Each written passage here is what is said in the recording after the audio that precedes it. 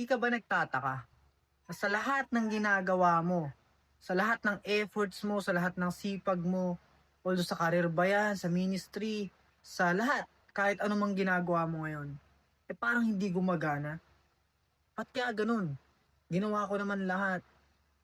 Tinatalinuhan ko naman, pinagplanuhan ko naman to, lahat naman ng bagay na dapat kong gawin, nagawa ko na. Ba't parang hindi pa rin to gumagana? Bakit kaya ganun? Kasi meron kang isang missing piece. Okay? Ano yun? Yung grace. Grace ng mahal na Panginoon. Ibig sabihin, ano ibig sabihin nun? Ang ibig sabihin, lahat tayo, kung maniniwala ka, lahat ng bagay na nakamtan natin dito at makakamtan is all through His grace. Lahat yan, kinahabagan lang, kinaawaan ka ng mahal na Panginoon, ibinigay lang sa'yo. Ngayon, hindi niya pinapagana lahat yan ng ginagawa mo ngayon. Kasi, if mapagana mo yan ng ikaw mag-isa, it will build ego. Sasabihin mo sa sarili mo, ikaw yung gumawa nito, ikaw yung gumawa niyan. Hindi mo na siya may include. Ngayon, kaya hindi niya yan pinapagana para sumuko ka.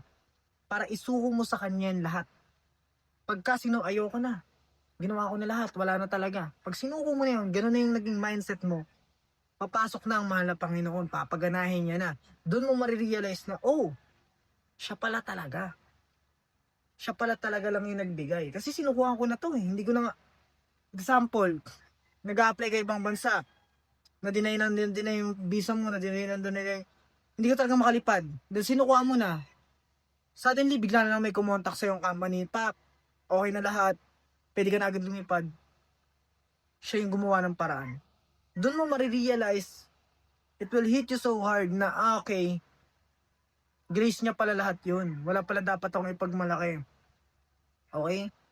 This is applied to all. Lalo na sa mga chosen ones, sa mga mahal ng Panginoon. Okay?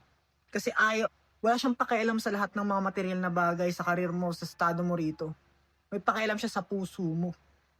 Ayaw niya na lumaki yung ego mo. Ayaw niya na matoxify ang heart mo ng mga bagay dito sa mundong to. Okay? Lahat ng mga bagay dito ay provided ng mahal na Panginoon. Ngayon kung iisipin mo ng maigi, wala talagang sense na magpakahirap ka pa sa mga bagay.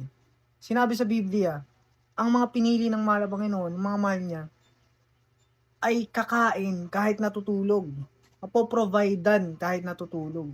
Kahit walang ginagawa. It's all through His grace.